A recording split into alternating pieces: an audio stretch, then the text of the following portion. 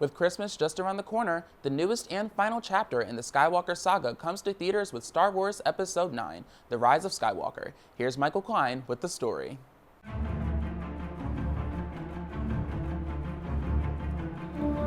With the many films being released over the holidays this year, no film is gaining as much buzz as the new Star Wars Episode 9, The Rise of Skywalker. But with the underperformance of last year's Solo, A Star Wars Story, are people excited for the final chapter in the Skywalker saga? Very excited. I grew up on Star Wars. My brother was absolutely obsessed with Star Wars. I used to watch him play all the games from games on N64 all the way up to any platform. And every year for Christmas, for the past, I don't even know how many years, my family has been seeing the Star Wars movies for Christmas, so very excited. For some, the conclusion of the Skywalker saga brings excitement.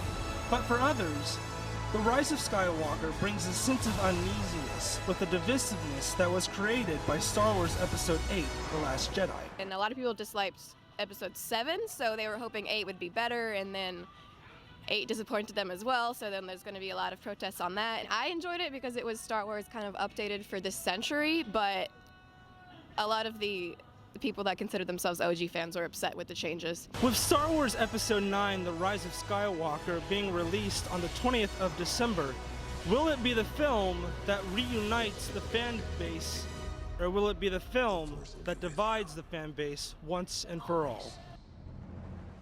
I'm Michael Klein with BuckeyeTV, signing off. Ohio State students had their first snowfall a couple of weeks ago. As the winter weather approaches, the time has come for some new movies. Here's Romy Azule giving us the scoop from campus about Frozen 2.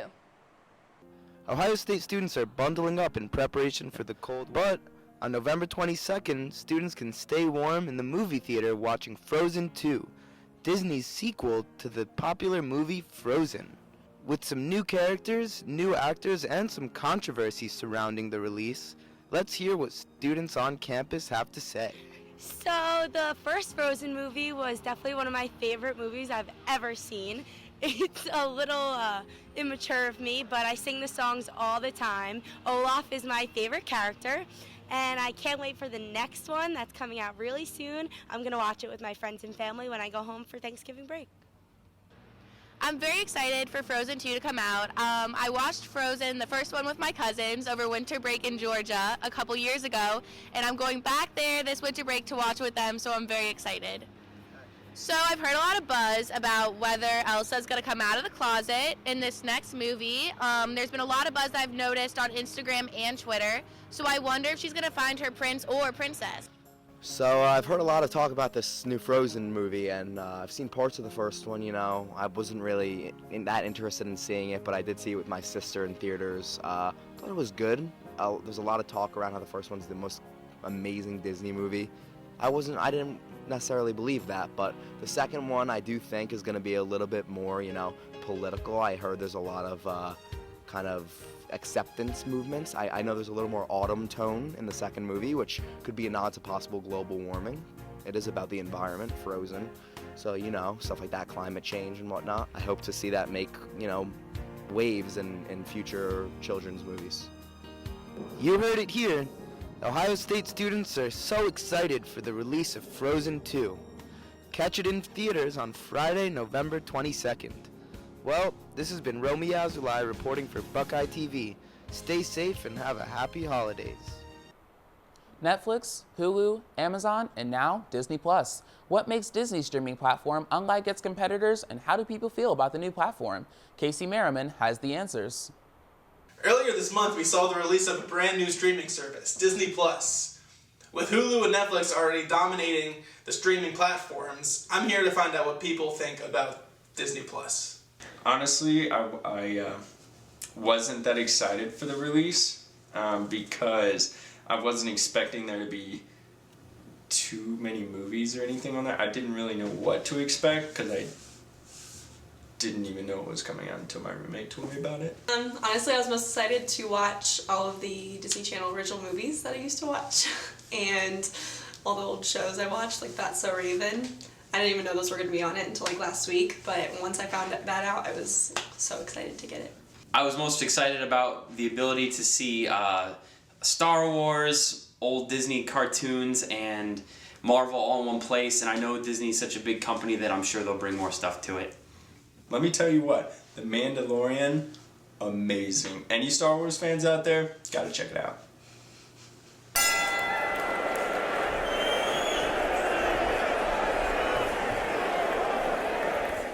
Disney's so huge that it's going to be hard to beat. Plus, it's teamed up with Hulu, so it has its own like group that it can kind of connect itself to. So there's no way that this can fail. I don't think Disney Plus will live up to its competitors. When you think about it, the kids' options on Netflix and Hulu are very minimal and pretty lame, in my opinion.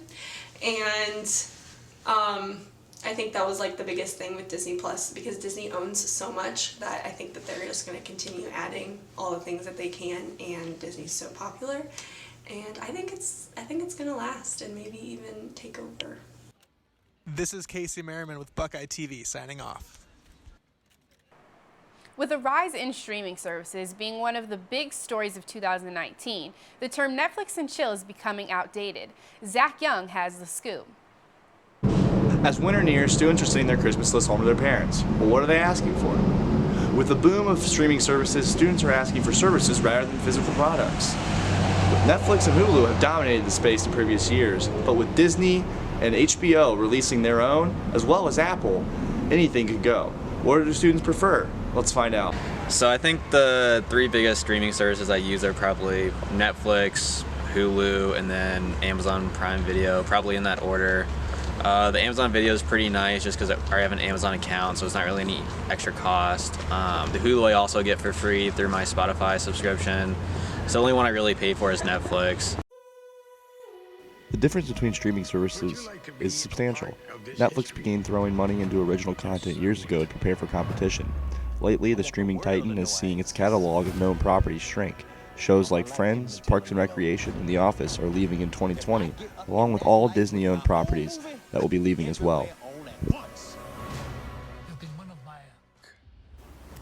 Disney Plus has made a huge splash since it launched last month. The service contains nearly all Disney properties, which include Disney animated and live-action features, along with properties of Marvel, Pixar, Lucasfilm, and Nat Geo. To help drive subscriptions, Disney Plus launched its new show The Mandalorian on the same day it launched its service. Reviews have been overwhelmingly positive, and it has already made an impact on pop culture. Prices are competitive. Now, I do want to note that these are just the standard plans. Disney offers a Disney Plus, Hulu, and ESPN Plus bundle, and this also doesn't include Prime Video, which is most commonly purchased through an Amazon Prime subscription. With so many streaming services popping up, the digital economy is once again becoming extremely consolidated. Could we find ourselves back in the same format as when we had cable and everything lumped into one subscription? Guess we'll just have to wait and see. With Buckeye TV News, I'm Zach Young.